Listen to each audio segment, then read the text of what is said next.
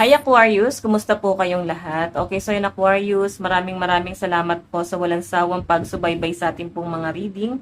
And kung ikaw ay bago pa lang sa ating channel, mag-subscribe na po kayo. Then, i-click mo na rin yung ating notification bell para lagi kang updated sa ating mga bagong upload, okay? So Aquarius, sa mga interested pala sa ating private reading, iiwan ko na lang po yung link ng aking Facebook. Diyan po sa ating description box below. Then, message na lang ako guys, no? Okay, so by the way, tignan natin, Aquarius, ano ba ang possible na ganap sa inyo this week? Aquarius, Sun, Moon, Rising, and Venus sign. Doon muna tayo guys sa message sa inyo ni Universe. Or ano ba yung guidance, no? Message para sa inyo. Aquarius, Sun, Moon, Rising, and Venus sign. Aquarius, Sun, Moon, Rising, and Venus sign. Meron tayong take risk. If you win, you'll be happy. If you lose, you'll be wise. Diba nakakatuwa yung mga sinasabi dyan? Sinasabi lang na sige lang, i-go mo lang yan, i-push mo lang yan. Ngayon, kung manalo ka, parang maging masaya ka. Ngayon, kung hindi mo makuha yung bagay na desire mo or gusto mo, kailangan mas maging wise ka. Okay, so tingnan natin guys ha. Sinasabi lang dito guys na parang kailangan patunayan. May patunayan ka pa rin dyan, Aquarius. Okay, hindi laging swerte. Parang ang sinasabi lang na at least you try. Hindi para matakot mo sa bagay na yon, kundi para masubok mo rin yung lakas mo, yung strength mo. Para masubok mo yung kakayahan mo, kung hanggang saan ka abutin, parang ganon. Pero at least maging wise ka sa mga sitwasyon na nangyayari sa inyo. So, I think yung iba sa inyo, tinry mo na rin sumugal, no? Okay? Pero, yun na nga, guys, pwedeng natuwa ka sa kung ano man yung naging, parang, kung ano man yung kinahinatnan. Tignan mo naman kung ano ka ngayon, sino ka ngayon. Kasi nakuha mo na. Kasi nga, nag-take ka ng risk. Sumugal ka. So, by the way, tignan pa natin ano pa yung mga possible na ganap sa inyo this week. Aquarius, Sun, Moon, Rising, and Venus sign. Aquarius. Aquarius, Sun, Moon, Rising, and Venus sign. Okay, so guys, meron tayong the Hangman. Medyo nalalagay ka sa alanganin, no? Or sinasabi lang dito guys na nag-aalangan ka, pwedeng hesitate ka sa mga decision mo ngayong week na to. So sinasabi lang nila guys, no, pagka nagkakaroon ka ng mga hesitation, mas maganda wag mo na lang ituloy.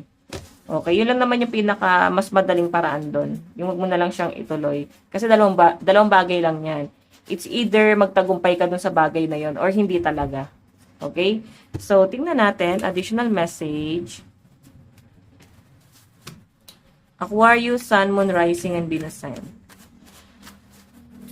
Aquarius, Sun, Moon, Rising, and Venus sign. Meron tayong stuck pa rin yung iba sa inyo guys, no? Parang lagi na lang may conflict na nangyayari. Okay, parang lagi na lang kayong sinusubok. Ayan po yung nakikita ko sa mga Aquarius dito. So, nakikita ko sa mga Aquarius, parang di pa rin kayo makausad, no?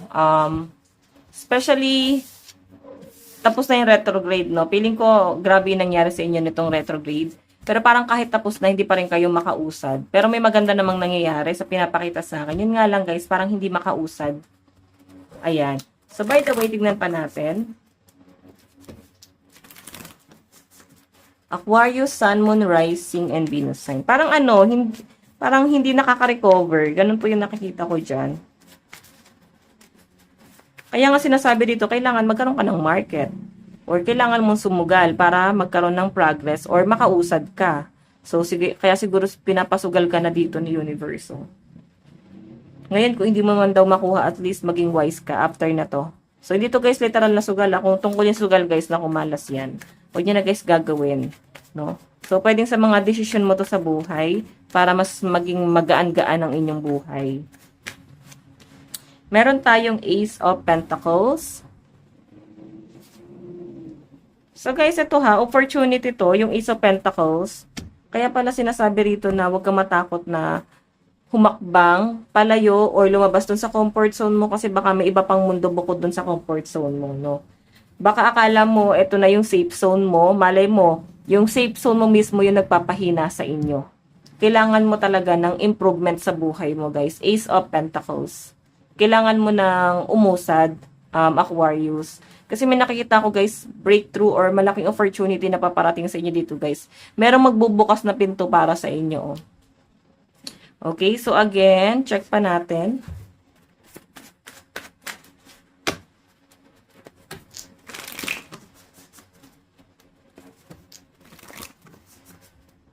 Okay.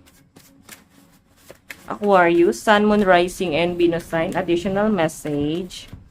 Meron tayong death. Ending and new beginning, guys. So, sinasabi lang, guys, patapos ka na pala dun sa old cycle.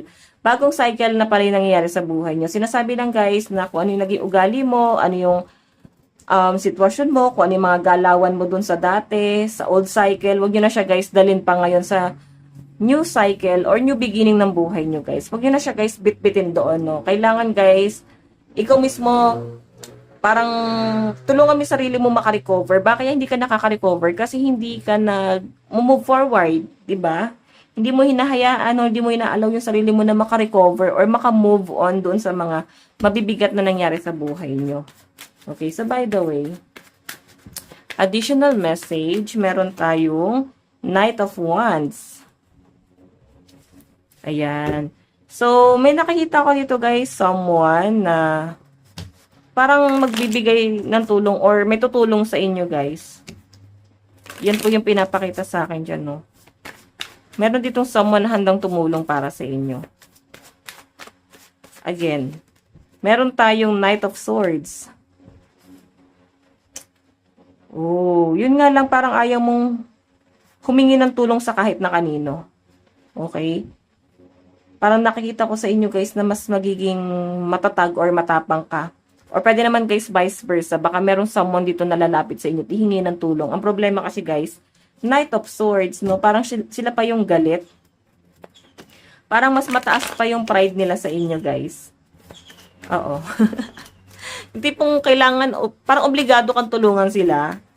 Galit pa sila dyan, eh. So, tignan pa natin, guys, meron tayong King of Swords. King of Swords. So, guys, yung pinapakita sa akin dito, parang, ano ba to? Parang gulo na to, guys. Parang hindi nila hayaang maging masaya ka. So, ingat ka na lang, guys, hanggat maaari. Huwag mong ilalagay sa problema or gulo yung sarili mo. Okay?